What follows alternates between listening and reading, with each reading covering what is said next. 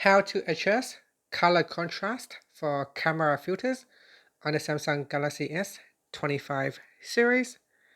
First, let's return back to the home screen by tapping on the home button at the bottom of the screen.